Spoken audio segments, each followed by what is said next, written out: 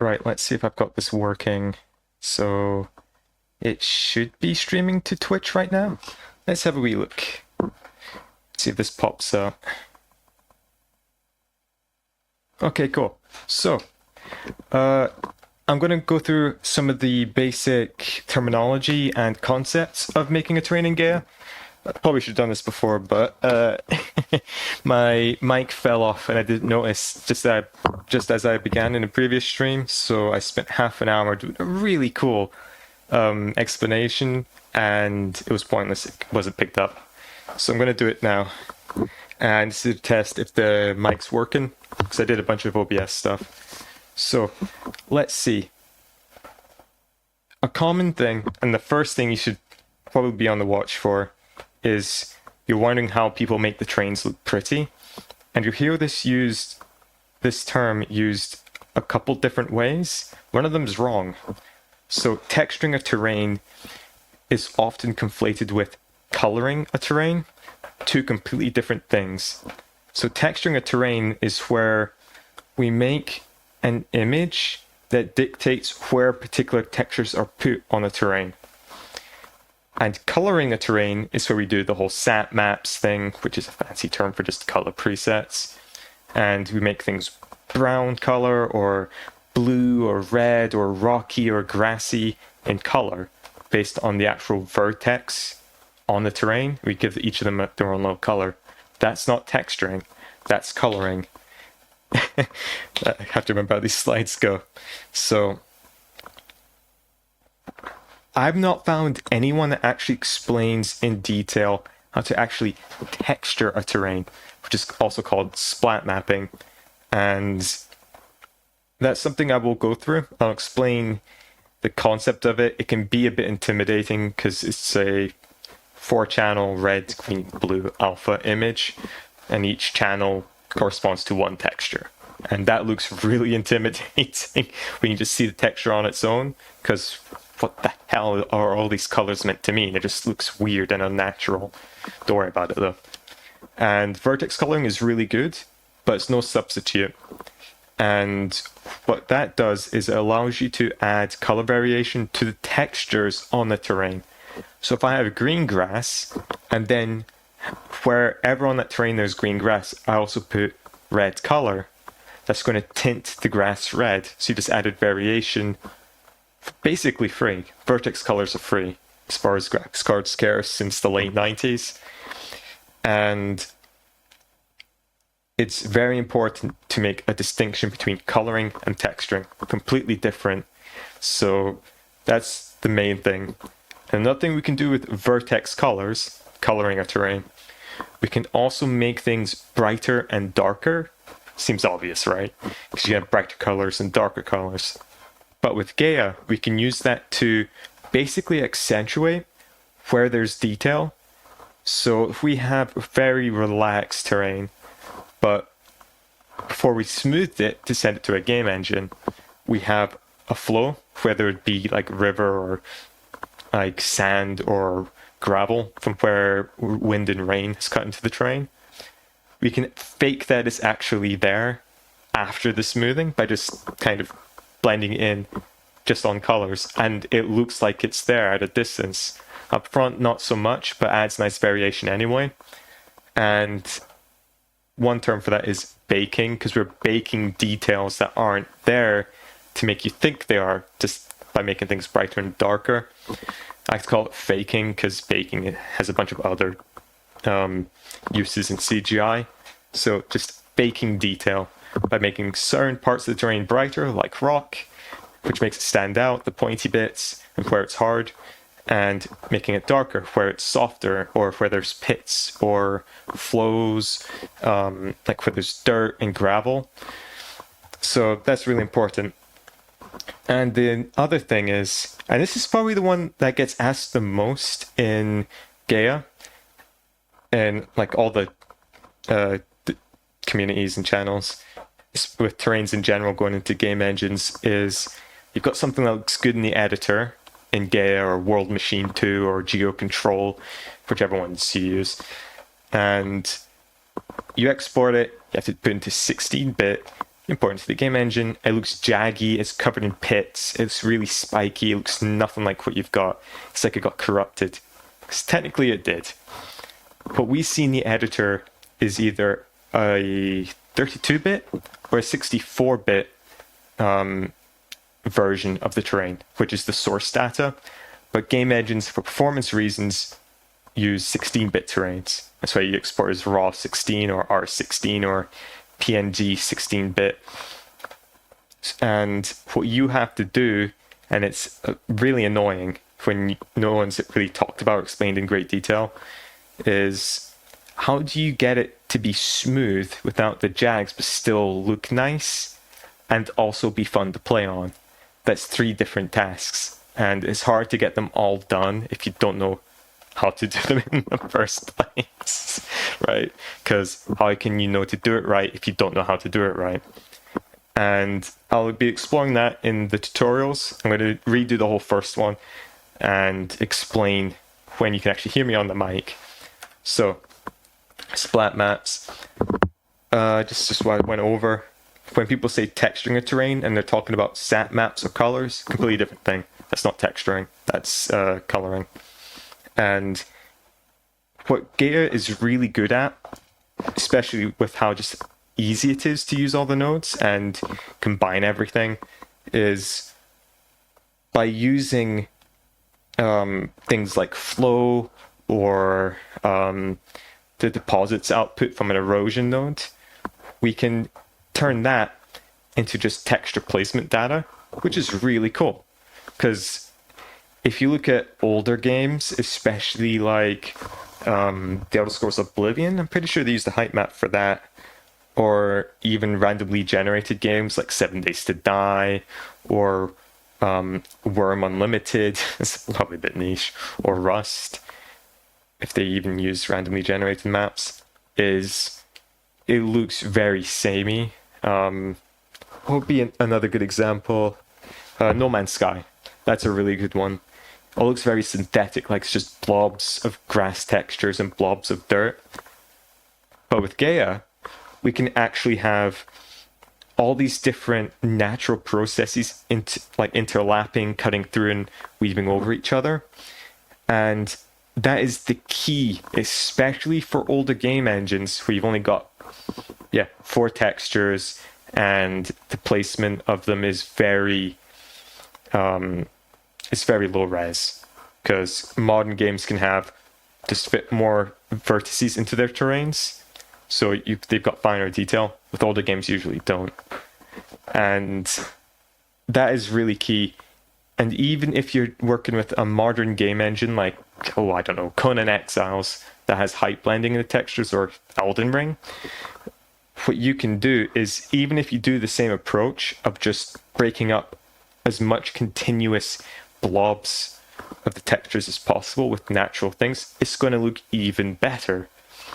And it's really tough to do starting out. It took me 2 years, I think, to get it down pat. And I'll be sharing those projects, and I think I've shared a few on all the different Discords I'm in. But what I plan to do on my Patreon is I'm going to have all the kind of, how would I put this, guideline projects I made. I always show my latest Barrens terrain, because it's the culmination of all my research and all my attempts, like of 2 years of learning how to get it looking as good and as nice to play on as possible. And I'll be explaining that there step by step with all these instructions across the graph, so you can see what and why and when. And anyway, splat maps. The reason it's bad to have multiple, more than 4 texture slots for your terrain shader, technical terms for it, but basically older game engines, you've got 4 textures per terrain, whatever, slice, cell, chunk, whatever the terminology for that engine is. And a common response when you ask, how can I get 4 textures to look varied when placing them, is quite often just add another texture slot to your shader. Add 4 more, so you got 8 possible textures. That's I can understand why you would do that to save time, but let's be honest, that's lazy. And the proper way to do it is you have your 4 textures per terrain, slice, cell, chunk, whatever, and you've got to break it up as much as possible while also looking natural. Gaia is great for that because we've got flow, we've got erosion, we've got alluvium, we've got deposits, we've got wear masks, we've got all sorts of cool stuff. So that is key, and that took me a long time to get the hang of that because no one really explores how to do that with older tech limitations, because I'm doing WoW modding, and well, I think the terrain tech for 3.3.5a, the Wrath of the Lich King, is pretty much the same as the Burning Crusade, where they added big alpha and vertex colors. But there's no normal maps. There's no displacement maps. There's no height blending in the shader. It's literally just the old school, like you'd see in Sims 2 or Sims 3 or old MMOs, of just, if textures are overlapping, they're transparent. So you got 2 textures or 3 or 4 overlapping and ghosting on top of each other, which looks terrible. So if you try to do basic splat mapping, you see that and just looks so buggy and awful. You just go, eh. Okay, I'll just add more texture slots. I totally get it. It's daunting, but there is a right way to do it, which will make it look better.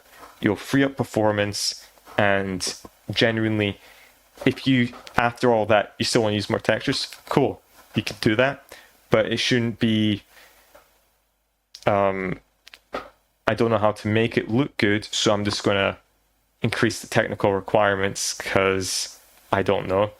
Let's hope we can rectify that with these series of tutorials. And, oh yeah, another thing. With properly designed sat maps, and you'll see this in, you know what, actually, let me get an example.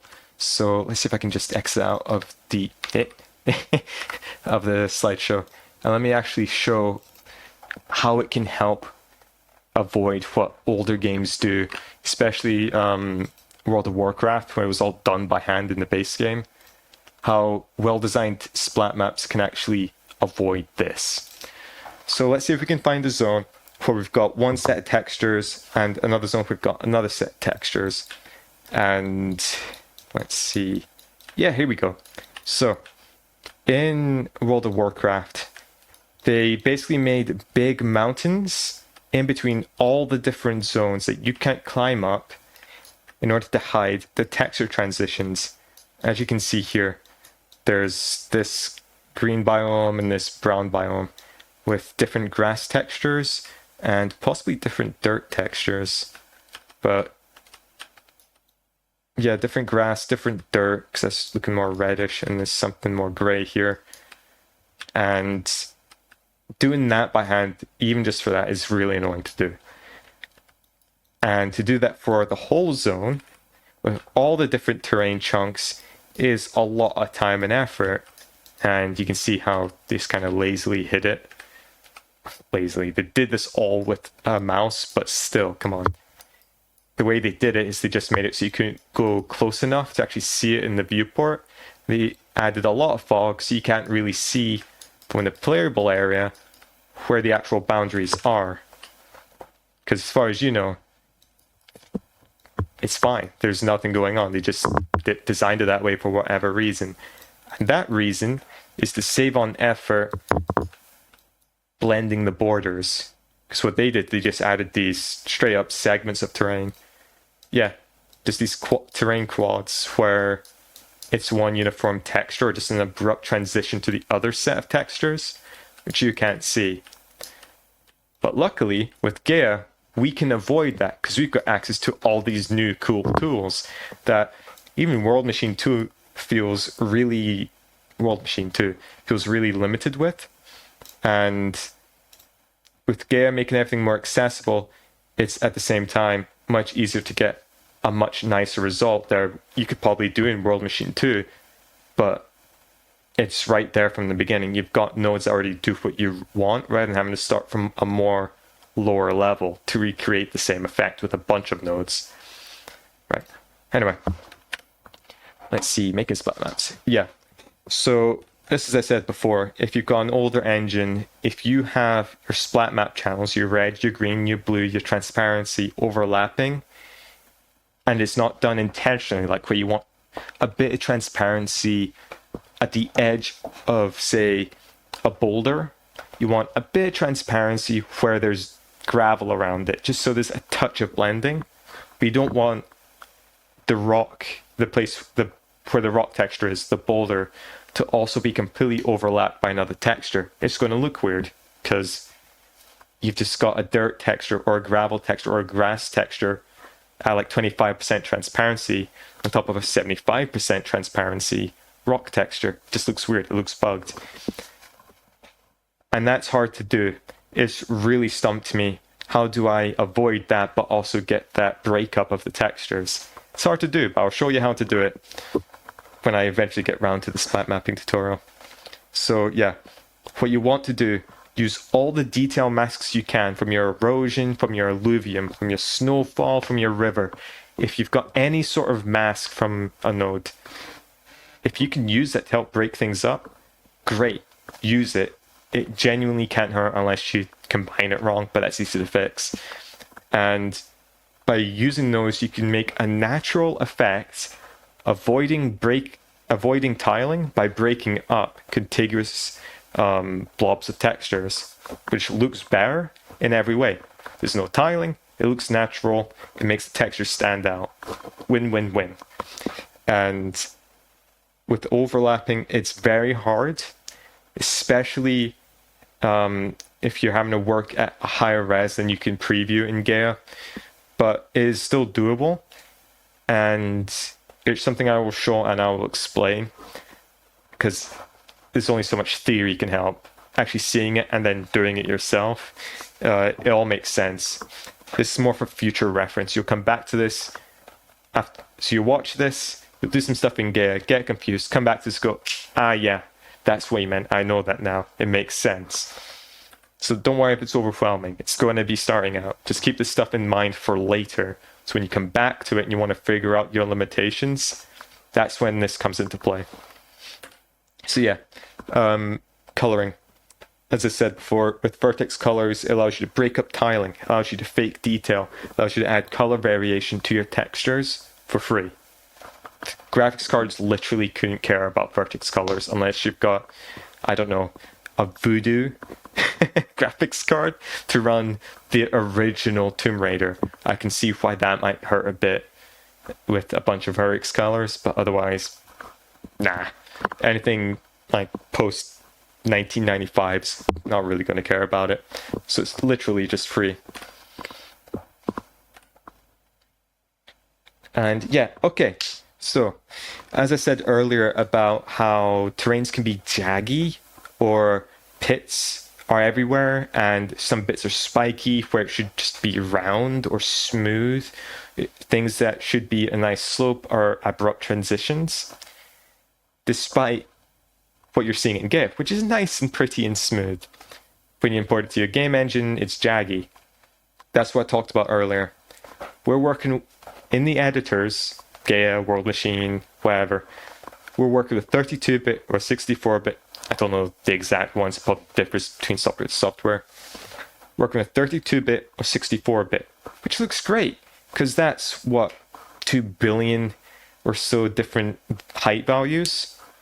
But when we export it as R16 or PNG 16 or RAW 16, we've just halved the number of bytes. So we just went from 2 billion possible height values to 65,000. That's why you get the pointy, the jaggy, the weird pits. It just looks like it's broken. There's a way around that though. And that is by intelligently smoothing what we see in Gaia. Which will look quite soft, but it'll be much closer to what you see in your game editor, which is important. And also you want it smooth because, ignoring the visual side of it, if you've ever played on a randomly generated map in a game, you often find that your character is kind of bobbing up and down on terrain or getting stuck on spiky bits or sharp little slopes. It feels awful. It really does. And you'll see in games like Skyrim, where the terrain has been really smooth, despite you going up mountains and hills and going over to rivers. There's basically no sharp pits or jags anywhere. It's all smooth mounds, even though you can go from like Blackreach all the way to High Hrothgar. It's all just smooth mounds. The trick is to do it without losing all your detail. Losing a bit's gonna happen, but you need to make it so you can see the difference and feel the difference walking on it. The difference between a cliff and a slope, the difference between a mountain and a hill, the difference between like even a river embankment and a hill or a pit. So that's hard to do, but it's doable, and I'll show how. Already did in my original tutorial, but that one's, the mic's really bad, so yeah. And oh yeah, if you've ever played 7 Days to Die, is the classic one I remember with the randomly generated terrain, it looks not good because you'll see all the pits, all the jags, your character gets stuck on it because it just is. It's not generated that great and it feels arse. But we can avoid that very easily with Gaia. This, yeah. So hopefully, I'm really hoping, because this would make things so much easier, you wouldn't have to export from Gaia into your game engine just to see where it's at. If we could just see the 16-bit image in the Gaia preview, in like 3D view, also the 2D view, that would save so much time on building and then exporting. If we could just see that in the preview, my god, that would be awesome. Genuinely, if you CGI guys, like people who use DDS Max, or the girls who use Autodesk Maya, or everyone who uses Blender, they probably don't really care because they're working with 32-bit or 64-bit because they're doing like cut scenes in movies. But if we're doing game stuff, if we can actually see what we're working with, yeah, of course it's going to make things a lot better. So Pester Quad Spinner in the Discord, I made a suggestion to that ages ago about it, to add 16-bit preview so we could just avoid so much wasted time. So that'd be really helpful. Okay, that's the end of the presentation. I'll stop streaming now and I'll have a wee listen, and if the file's okay, I'll upload it to my YouTube and we'll see how that is. Yeah, thanks for watching, and hopefully the audio's a bit better. Probably just going to take a bit more work, but should be halfway decent now. Okay, I'll just stop for now. I might continue on, see how my energy is in a wee bit. Sweet, bye.